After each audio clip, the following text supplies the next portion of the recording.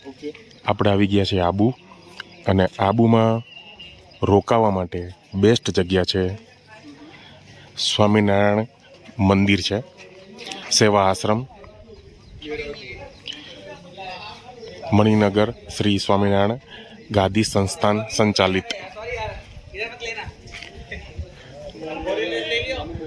આ આખી સ્વામિનારાયણ સંસ્થાની ધર્મશાળા છે.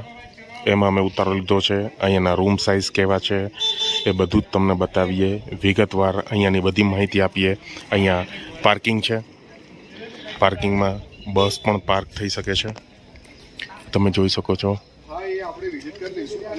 આ મેઇન રોડ છે, બાજુમાં સર્કિટ હાઉસ છે. બધી જ સુવિધા આ સ્વામિનારાયણ ધર્મશાળાની અંદર છે. અહીંયા ભોજનશાળા બી છે. બધી જ વસ્તુ અહીંયા અવેલેબલ છે. તમને વન બાય વન બતાવીએ.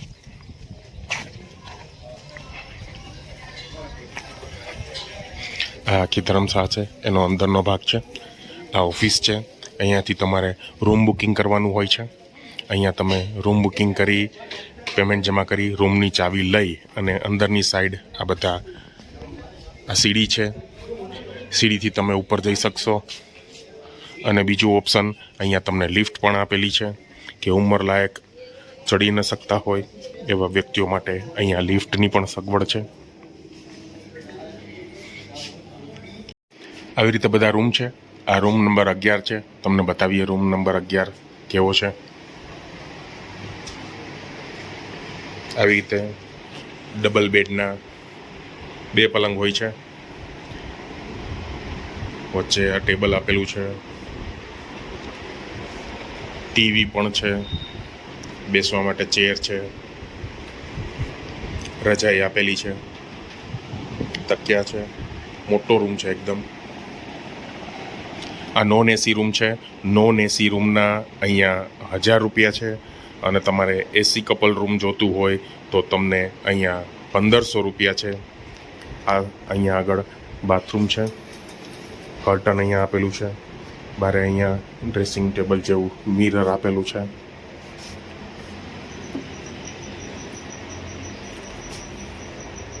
આ મિરર છે.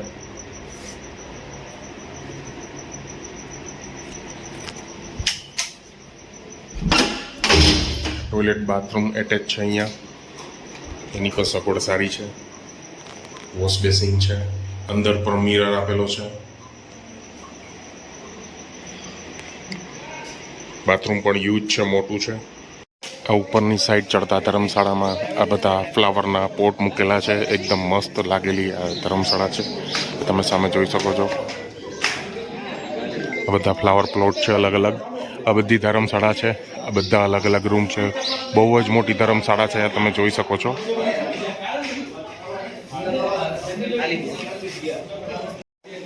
આ તમે ધર્મશાળાથી બહારનો વ્યૂ જોવો. અહીંયા ખાલી એમનેમ તમે બેસશો ફેમિલી સાથે તો બી જોરદાર લોકેશન છે આ સ્વામિનારાયણ મંદિરની ધર્મશાળાનું.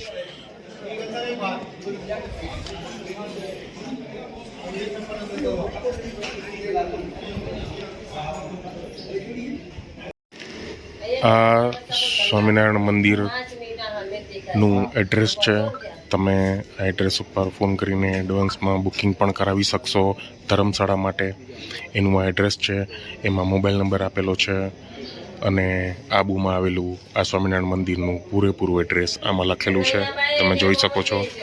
એડવાન્સ બુકિંગ તમારે રૂમ માટે કરવું હોય તો પહેલેથી તમે ફોન કરીને જણાવશો. તમારું રૂમનું બુકિંગ થઈ જશે, એટલે તમને આવવામાં એકદમ સહેલાઈ રહેશે.